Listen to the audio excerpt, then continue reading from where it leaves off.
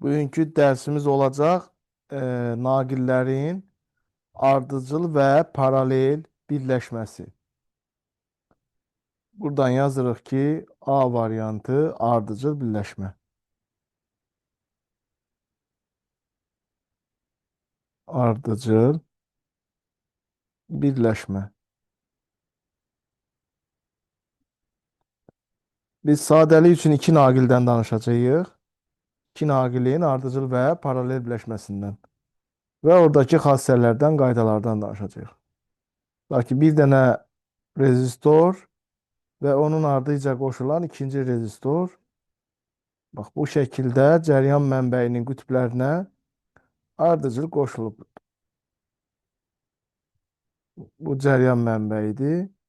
Bu da qoşulmadır. Deməli, birinci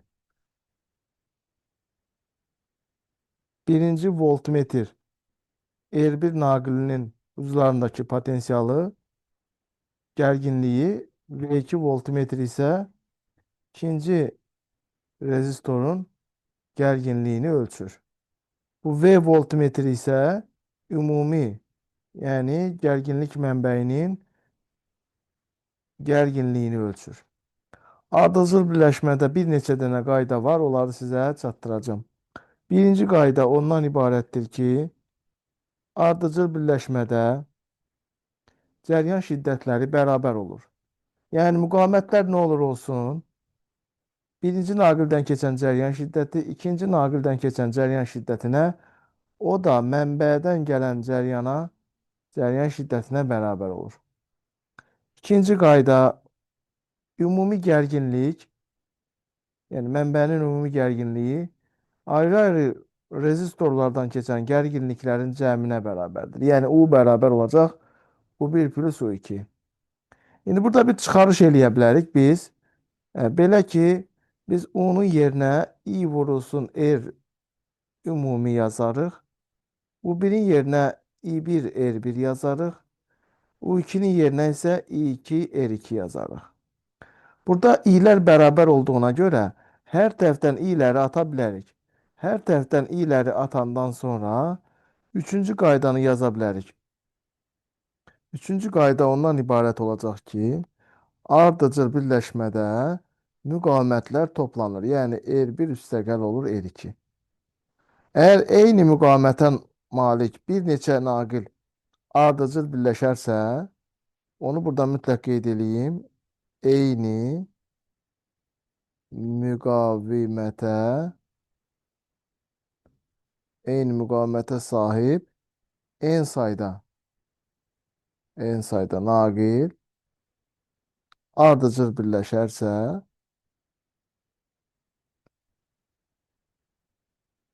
onda dövrənin ümumi müqaviməti bir naqilin müqavimətini onun sayına vururuq. R-a bərabər olacaq, n vurulsun R. Dördüncü qaydanı yazmaq istəyirəm sizə. Dördüncü qayda gərginliklə bağlıdır. U bərabərdir, I vurulsun R. Ardıcılda I sabitdir. Onda U ilə R düz asıdır. Yəni, gərginlik müqaviməti çox olan naqildə daha çox olacaq. Yəni, U1-in U2-ə nisbəti bərabər olacaq R1-in R2-ə nisbəti. Bax, bunlar ardıcıl birləşməyə aid qaydalardır. İndi isə paralel birləşmədən danışacağım sizə. Naqillərin paralel birləşməsindən. B variantı paralel birləşmə.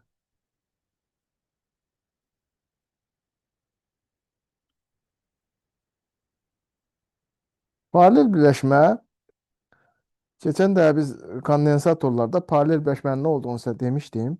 Bir xətt getdiyi yerdə iki və daha çox hissəyə ayrılırsa, bu paralel birləşmədir. Bax, burada gördüyünüz kimi bir xətt iki yerə ayrılıb. Birinci naqil R1 olsun, ikinci naqil R2 olsun. Birinci naqildən keçən cəryan şiddətini ölçən ampermetr A1, ikinci naqildən keçən cəryan şiddətini ölçən ampermetr A2 olsun və bu şəkildə. Belə bir paralel birləşmədir. Paralel birləşmədə Bunu biz belə də eləyə bilərik. Ümumi cəryan mənbəyi ilə birləşdirək ki, o şəkil tam olsun. Hə.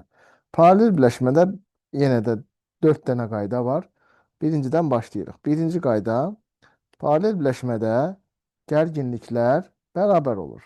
Yəni U1 rezistorundan keçən gərginlik U2 rezistorun uzlarındakı gərginliyə və o da mənbənin ümumi gərginliyinə bərabər olacaqdır.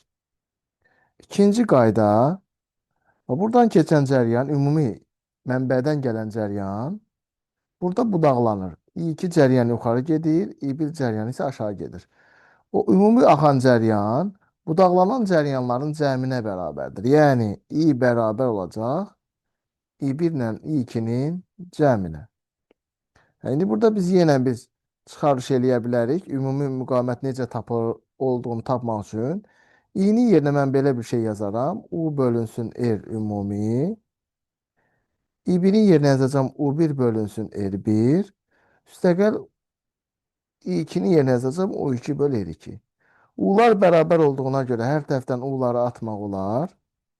Hər tərəfdən U'ları atandan sonra nə alınır? Alınır ki 1 böl R ümumi bərabərdir 1 böl R1 üstəgəl 1 böl R2. İndi biz sadəlik üçün 2 dənə müqavimət seçmişdik. Daha çox müqavimət seçə bilərik. Onda 1 böl R3, 1 böl R4, 1 böl Rn və s. Bu şəkildə davam edir. İndi 2 dənə üçün ümumi müqavimət belə tapılacaq. Təbii ki, orta məxrəcə gətirib tərsini fikirləşsək, belə olacaqdır. R ümumi bərabər olacaq. R1, R ümumi deyəndə R paralel yazaq ki, qoy şagirdlərimiz çaşmasın. R paralel bərabər olacaq. R1 vur R2, sonra R1 üstə gəlinsin R2. Üçüncü qayda bu formada. Və dördüncü qaydanı da yazırıq. Dördüncü qayda. Burada yenə də həmin söhbət var. Eyni naqilin, bir neçə naqilin paralel birləşməsi var. Onu da yazıram. Yazıram ki, eyni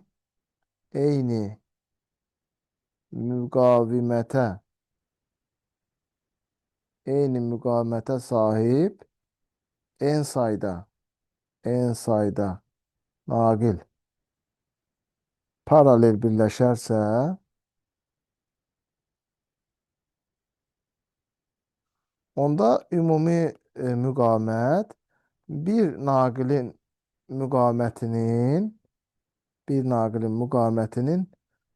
bölürük onun sayına. Burada bir nümunə göstərim, siz daha dəqiq başa düşəsiniz. Tutaq ki, bu naqilin müqaviməti 9-dur. 3 dənə belə bir naqil qoşmuşuq. Üçünün də müqaviməti 9-dur.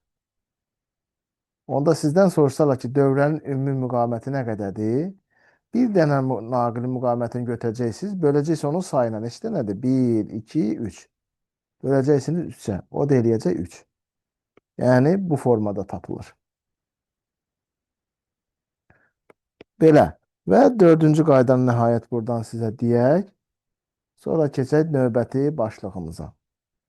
Dördüncü qayda cəryan şiddəti ilə bağlıdır. Yazırıq ki, 4. I bərabərdir. U bölünsün R. Və buradan görürəm ki, I ilə R tərs asılıdır. Yəni, I1-in I2-yə nisbəti bərabər olacaq R2-nin R1-ə nisbətinə. Yəni, cəryan şiddəti naqillərdən keçən müqavimətlə tərs asılıdır. Yəni, müqaviməti az olan yerə daha çox cəryan keçir. Onunla mütənasib çox cəryan keçir. Baxın, burada bir dövrə var. Deyək ki, burada müqavimət R-dir. Burada müqavimət deyək ki, 2 R-dir. Belə olanda tutaq ki, bunlarda cəryan şiddətləri soruşulur. Tutaq ki, A1, A2 ampermetridir, A1 ampermetridir, bir də A ampermetrinin göstərişləri soruşulur. Siz burada mənə özünüzdən qiymət verib 3 amper göndərə bilərsiniz ya da 3i cəryanı göndərirsiniz. 3i gəlir, budaqlanır. Təbii ki, 2-nin 1-ə nisbətində budaqlanmalıdır. Çünki bunların 2-nin 1-ədir bunların əmsallar nisbəti. Ona görə də yuxarıya 1i gedər, aşağıya 2i gedər. 1i buradan gələr, 2i də buradan gəlib birləşib təzədən buradan 3i çıxar. Yadınızda saxlayın, dövrəyə neçə girirsə, cəryan. Çıxan da o qədər olmalıdır. Yəni itki yoxdur da burada. Ona görə indi burada müqayisə eləsək, ən çox cəryan hansına gedəcək? Müqaviməti az olana. Yəni A1 göstərişi A2-dən çox olacaq. A da bunların cəmindən bərabər olduğuna görə A bunların hamısından böyük olacaq. Təbii ki, bunu bir dəfəyə indi bir sözlə siz başa düşə bilmərsiniz. Testlərdə e, qarşımıza çıxdıqca daha detallı şəkildə bunları sizə nə edəcəm? İzah eləyəcəm. Hələlik bilin ki, cəryan şiddəti müqavimətlə tərs mütənasib paylanır. Bunu bilsəz bəs eləyəcək. Beləliklə, naqillərin ardıcıl və paralel birləşmələrini sizə dedim. İndi keçirik elektrik cəryanının işi mövzusuna. Elektrik cəryanının işi.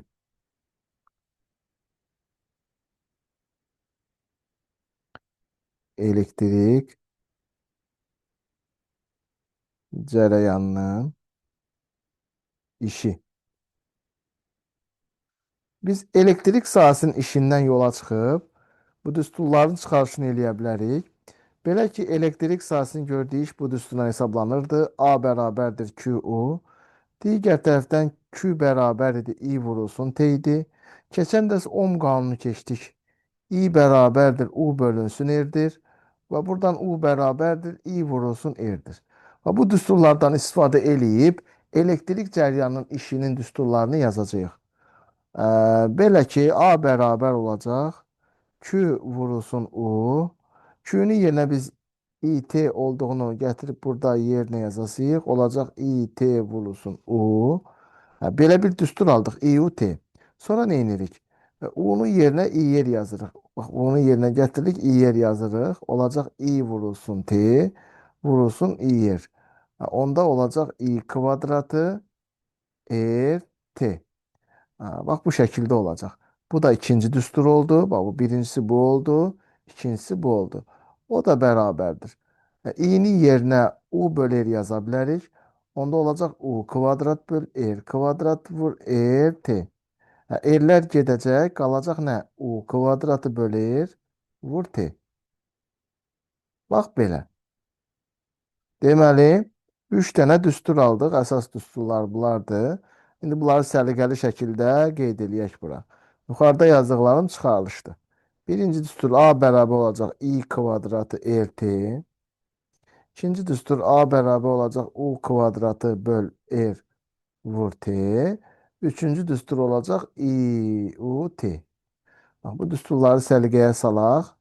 Yəni bunları bəzəyək ki, siz öyrənəndə rahat diqqətinizi cəlb etsin.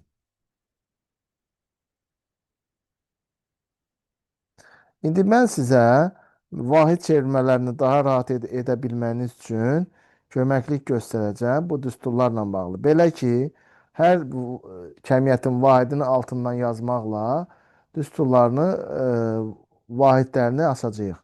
Belə ki, işin vahidi jouldur. Joule bərabərdir. Cəryan şiddətinin vahidi amperdir. Amper kvadrat. Müqavimətin vahidi ohm. Zamanın vahidi isə olacaq saniyə. Sonra burada joule bərabərdir. Volt kvadratı vur saniyə bölünsün ohm olacaq. Burada isə joule bərabərdir. Amper vur. Volt vurulsun saniyə. Bax, bu şəkildə biz bunları yaza bilərik. Və ardıcıl birləşmədə I sabit olduğuna görə A ilə R düz asılı olacaq. Paraleldə U sabit olduğuna görə A ilə R tərs asılı olacaq. Bu şəkildə də yaza bilərik. Beləliklə, elektrik cəryanının işinin düsturlarını keçdik. Elektrik cəryanının işi elektrik sayğacı ilə hesablanır. Elektrik sayğacı. Elektrik sayğacı ilə hesablanır.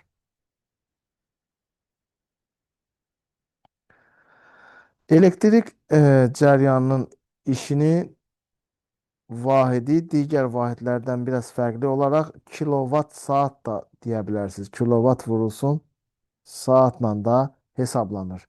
Yəni texniki vahidi. Məsəl üçün işıq sayğacı, işıq pulu bizə bu şəkildə gəlir də 1 kilovat saatına görə işıq pulu gəlir. Elektrik sayğacı da bizim bildiyimiz şotçik deyirik də, el arasında şotçik deyilir, həmən odur. Yəni biz əslində elektrik cəryanının gördüyü işə görə biz pul ödeyirik. Hə, belə elektrik cəryanının işi mövzusu burada yekunlaşır. Keçirik elektrik cəryanının gücünə. Elektrik cəryanının gücü.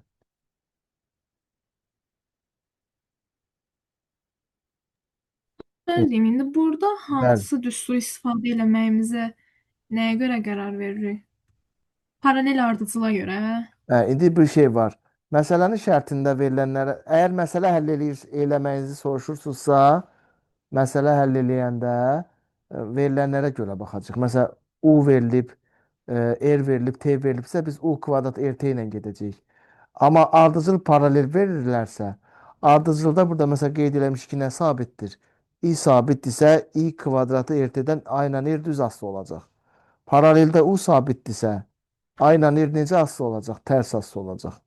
Yəni ya dövrəyə görə, sxema görə baxacağıq, ya da verilənlərə görə. Aydındır. Məsələnin şərtində verilənlərə görə. Ha, bildim. Hı -hı. Məsəl üçün qrafik asılılıq soruşa bilər Fidan. Məsələn, qrafik asılılıq soruşa bilər ki, sabit gərginlik mənbəyinə qoşulmuş məsəl üçün də sabit gərginlikdə elektrik cəryanının gördüyü işin erdən asılı qrafikini çək. Sən yazasan ki, U var, R var, A var. Deməli, üçünün bir Ters yerdə asılı olardı. U, A sağ ol. U kvadrat RT-dir, R-lə tərs asılı olacaq. Belə götürəcəksən. Yəni, bu tip suallar düşə bilər ya da konkret məsələ soruşa bilər. İndi gücdə daha detallı deyəcəm və John Lens qanununda da daha detallı bu məsələyə toxunacağım. Elektrik cəryanı gücü biz ingiliscə güc power deməkdir. Bu ikinci hissədə gücü biz P ilə işləyəcəyik. P bərabərdir W bölünsün T'dir. Yəni work böl time belə deyək də bu beynəlxalq ədəbiyyatda belədir. Sadəcə biz işi A eləmişik, P-ni tərcümə eləməyi unutmuşuq. Onda biz belə deyək də A bölünsün T-dir düstur. Gücün düsturu olacaq P bərabərdir A bölünsün T. A burada elektrik cəryanının işidir, T də zamandır. Deməli gücü biz elektrik cəryanı gücünü biz P hərfi ilə, böyük P hərfi ilə işarələyəcəyik. Gücün vahidi olacaq joule böl saniyə. Yəni ona da biz 1 watt deyəcəyik. 1 watt olacaqdır. Belə. İndi burada bu düsturlarda bu 3 dənə məşhur düsturu bir-bir T-yə bölməklə elektrik cəryanının gücünü düsturunu tapa bilərik. Burada bu ifadəni T-yə böləndə qalacaq I kvadrat yer, bunu böləndə qalacaq U kvadratı bölür, bunu böləndə də olacaq IU. Gəlin elə daha birbaşa çıxarış eləməyək, birbaşa düsturları yazaq. Deməli, birinci hal üçün olacaq P bərabər I kvadratı R. İkinci hal üçün olacaq U kvadratı böl R. Üçüncü hal üçün olacaq I vurulsun U. Aha. İndi bunların altından vahidlərini yazaq. Biz vahid çevirmələrini daha rahat istifadə edək deyə. Gücün vahidi wattdır. Watt bərabər olacaq amper kvadrat vur ohm. Buraya üçün yaza bilərik ki, watt bərabərdir volt kvadratı böl ohm. Buraya üçün yaza bilərik ki, watt bərabərdir amper vurulsun ohm. Amper vurulsun volt daha doğrusu. Belə. Bu güc də skalyar kəmiyyətdir. Yenə dediyimiz kimi ardıcıl birləşmədə birinci düsturdan istifadə edəcəyik. Gəlin onu yazaq. Rahatlıq olsun. Bir də şifahi deməyək. Deməli, birinci halda belə bir ardıcıl birləşmə çəkək. 2 dənə də rezistor olsun. Bunu yazırıq R1, bunu yazırıq R2. Ardıcıl birləşmədə belə bir dövrəyə ardıcıl qoşulubdur. Bu düsturdan gedəcək. P bərabərdir I kvadratı R. Və mən görürəm ki, P1-in P2-yə nisbəti bərabər olacaq R1-in R2-yə nisbəti. Sonra paralel birləşmədə isə paralel birləşmədə buradan çəkək. Bu naqilin müqaviməti R2, bu naqilin müqaviməti R1. Belə bir paralel birləşmədir. Paralel birləşmədə isə P bərabərdir U kvadratı böl R düsturundan istifadə edəcəyik. Onda görərik ki, P1-in P2-yə nisbəti bərabər olacaqdır R2-nin R1-ə nisbəti. Elektrik cəryanının gücünü hesablamaq üçün ə, vatmetrdən istifadə edirlər. Vatmetr. Vatmetr ilə ölçülür. Vatmetr şərti işarəsi bu formadadır. İndi mən sizə onun şərti işarəsini çəkib göstərməyə çalışacağım. Bax, belə bir şəkildir. Onlardan ikisi ardıcıl, ikisi isə 4 sıxacla qoşulur mənbəyə. 1, 2, 3, 4. Bunlardan ikisi ardıcıl, ikisi isə paralel dövrələrə qoşulur. Vatmetr olmasa, hansı iki cihazın köməyi ilə istifadə edə bilərik? Məsəl üçün, e, gücü hesablamaq üçün, məsələn, P bərabərdir, I vurulsun, O'dur. Tutaq ki, vatmetr yoxdur. Onda nə edərik? İ'ni biz ölçərik ampermetrlə, bu şərt işəsin. Bu gərginliyi də ölçərik voltmetrlə. Yəni ampermetr və voltmetr olsa, biz gücü hesablaya bilərik. Buradan da elektrik cəryanının işini təzədən tapa bilərik. Elektrik cəryanının işi. Onda A bərabər olacaq P vurulsun T. Bu kilovat saat da buradan gəlir. Yəni işin vahidi kilovat, zamanın vahidi saat. Niyə belə deyirik? Praktikada ondan istifadə edirlər deyə. Amma əsas vahid bilirsiniz ki, əsas vahidlərlə ifadə eləsə, gərək biz saniyə watt vur saniyə deyək. Joule bərabər watt vur saniyə. Belə. Elektrik cəryanının işini hesablaya bilmək üçün də bu düsturdan wattmetrlə saniyə ölçən tapıb hesablaya bilərik. Beləliklə elektrik cəryanının işi və gücünü də dedik. Gəlir növbəti başlığımız Joule-Lenz qanunu. Joule-Lenz qanunu.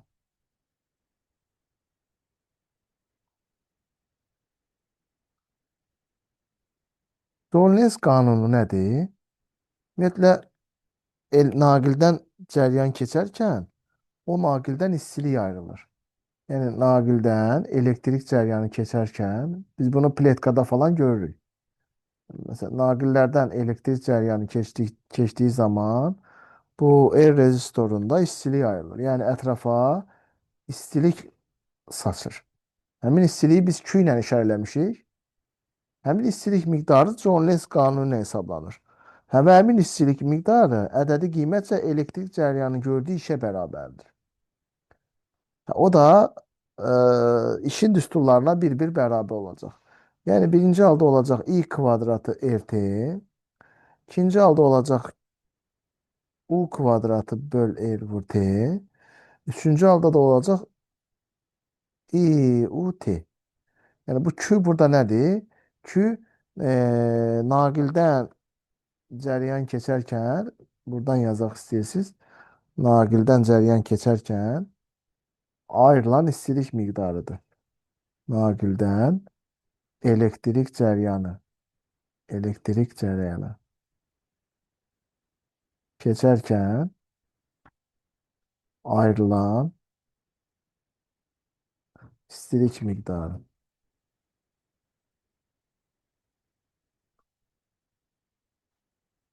Deməli, bu Q naqildən elektrik cəryanı keçərkən ayrılan istilik miqdarını xarakterizə eləyir. Yeri gəlmişkən bayaq demədik, indi deyək. Paralel birləşməsi üçün hansından istifadə edəcəyik? Ardıcıl birləşməsi üçün hansından istifadə edəcəyik? Baxın, burada tutaq ki, 2 rezistordur.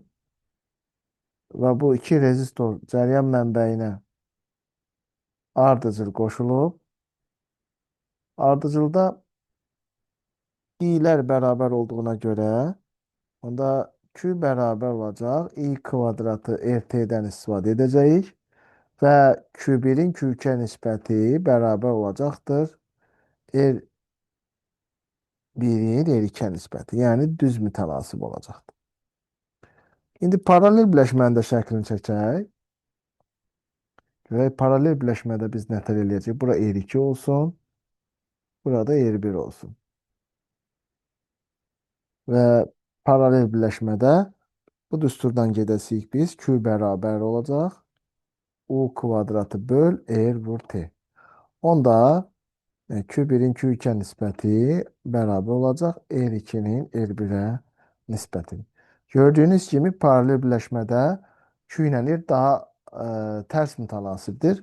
Ona görə məişətdə çəkilən elektrik xətləri hamısı paralel xətlərdir. Yəni daha az itki olsun deyə onları paralel çəkirlər. Əslində Q, yəni istilik miqdarı itkiyə gedən enerjidir bir növ. İtkiyə gedən enerjidir. Bax belə. Bu bizim elektrik cəryanının işi, gücü və naqillərdə ayrılan istilik miqdarı ilə e, olan hissələr idi ki, bu mən misal dedim. Növbəti hissəmiz bizdə gələcək elektrik hərəkət qüvvəsi. Elektrik hərəkət qüvvəsi nədir? Nə olan şeydir? Mən sizə onu izah eləməyə çalışacağım. Əvvəlcə dərsin adını yazaq. Elektrik hərəkət qüvvəsi. Qısa adı ilə gedir EHG. Elektrik hərəkət qüvvəsi. Biz bilirik ki, elektrostatik sahə potensiallı sahədir. Yəni potensiallı sahə nə idi? Qapalı trayektoriya boyunca görülən iş sıfıra bərabərdir. Ona görə də bir naqilin bir ucundan digər ucuna potensiallar fərqini daimi təmin etmək mümkün olmur. Yəni mənbəni öz başına buraxsaq, potensiallar fərqi həmişə yaranmır. Məsəl üçün, potensiallar fərqi nədir? Cəryan məsələn F1, F2 də bu formadadır da. Yəni cəryanın F1-dən F2 axması üçün daimi bu naqil uclarında potensiallar fərqini təmin edə bilərik. Etməliyik daha doğrusu. Bunu elektrostatik təbiətə malik olan qüvvələr edə bilmir. Onu kənar qüvvələr edir. Kənar qüvvələr nədir? Elektrostatik təbiətə malik olmayan qüvvələrdir. Məsələn, bunlar yüklərin difuziyası zamanı yaranan, kimyəvi reaksiyalar zamanı yaranan qüvvələr hamısı kənar qüvvələrdir. Bu kənar qüvvələr elektrik yüklərini potensialın artması istiqamətində də aparır. Normalda elektrik yükü potensial çoxdan aza gedəcək də. Kənar qüvvələr isə bunu tərsini də e, tərsini də həyata keçirir ki, daimi naqilin uclarında potensiallar fərqi yaransın. Ona görə də kənar qüvvələr iş görür. Bu kənar qüvvələrin gördüyü işin bu yükün miqdarına olan nisbətinə EHG deyirlər. Yəni elektrik hərəkət qüvvəsi. Bu baş hərflərini yazın burada. Elektrik hərəkət qüvvəsi. Elektrik hərəkət qüvvəsi epsilonla işarə olunur. Epsilon bərabər olacaq. A. Kənar qüvvələrin gördüyü işin yükün miqdarı olan nisbətidir. Və elektrik hərəkət qüvvəsinin vahidi olacaq Joule bölünsün kulon və bunun da vahidi 1 volt olacaq. 1 volt və bu elektrik hərəkət qüvvəsi skalyar kəmiyyətdir. İndi mən sizə tam dövrə üçün Ohm qanunundan danışacağım. Əvvəla biz bilməliyik ki, tam dövrə nədir? Cəryan mənbəyinin də nəzərə alındığı dövrə tam dövrədir. Yəni mən sizə burada bir tam dövrənin şəklini çəkəcəm. Bax, burada yazdığımız rezistor R, burada naqilin xarici müqaviməti adlanacaq. Burada bu ampermetrdir öz yerində. Bu cəryan mənbəyidir.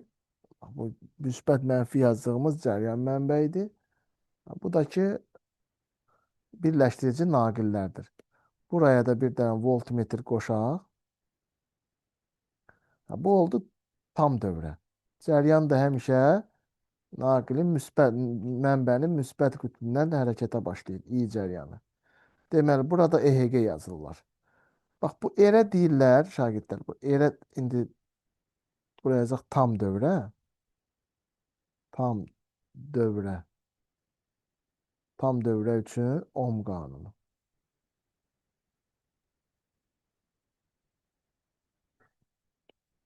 Deməli, bu erə deyirlər şagirdlər. Mənbənin xarici müqaviməti. Xarici Müqavimət. Burada bir balaca er var. Məsələn, akkumulyatorun öz müqaviməti var. Saat daşının öz müqaviməti var. Bunlar cəryan mənbələri gedir. Bu er, bu erə deyirlər daxili müqavimət. Daxili müqavimət. Onda er plus erə ikisinin cəmlə deyirlər tam müqavimət. Dövrə açar qapanıb dövrədən cəryan keçəndə mənbənin həm daxili hissəsində, həm də xarici hissəsində istilik ayrılır. Yəni Q bərabər olur. Belə deyək də, i kvadratı RT bu xarici hissədə olur. Üstə gəlsin i kvadratı balaca RT, bu da daxili hissədə ayrılan istilik miqdarıdır. Altından yazıram, bu daxili hissədə ayrılan istilik, bu da xarici hissədə ayrılan istilik. Və enerjinin saxlanma qanununa görə bayaq da dedik ki, bu Q işə bərabərdir. Və iş də nətər tapılır? Kənar qüvvələrin gördüyü iş olduğuna görə epsilon vur Q-dür. Biz epsilon vur Q-nün də yerinə yaza bilərik IT.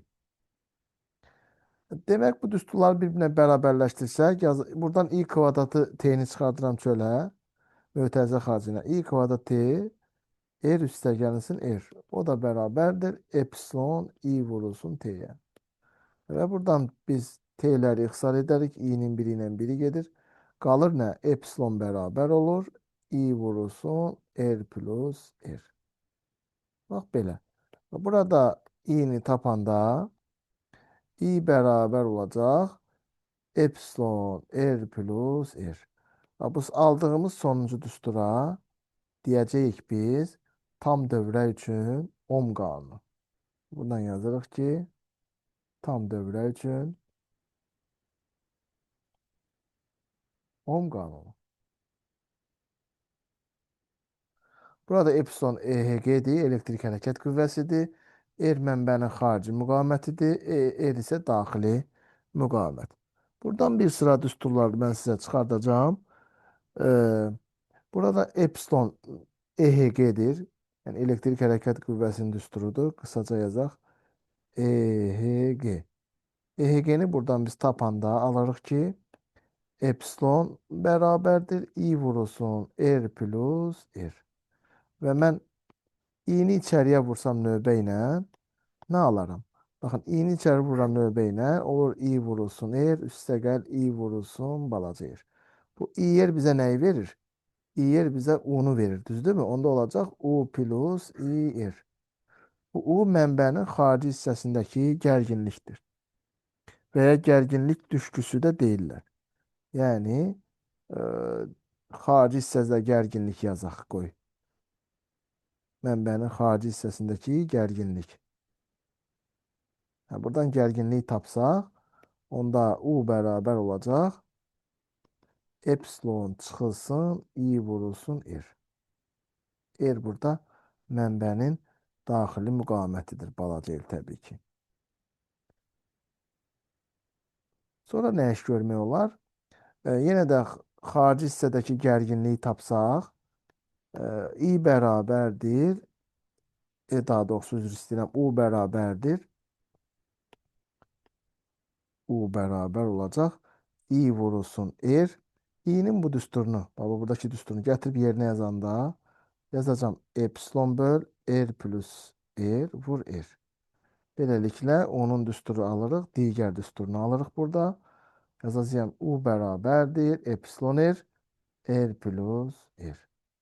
Bu da oldu mənbənin xarici hissəsindəki gərginlik. Belə. İndi biz burada iki hal var, iki qeydə baxacağıq. Qeyd 1 nədir? Naqilin müqaviməti sonsuzluğa yaxınlaşa bilər. Yəni elə bir naqil qoşa bilərik ki, onun müqaviməti çox böyükdür. Yəni müqavimət sonsuzluğa yaxınlaşanda nə hadisə baş verir? Kəsirin bu məxrəci, kəsirin məxrəci sonsuz böyüyür. Riyaziyyatda da belə bir şey var ki, 1 böl sonsuzluq təqribi sıfıra bərabərdir. Yəni bu kəsirin məxrəci sonsuz böyüdüyünə görə, yəni i bərabər epsilon r plus r. Bu məxrəc sonsuz böyüdüyünə görə bu ifadənin təqribi nəyə götürdük? Sıfıra.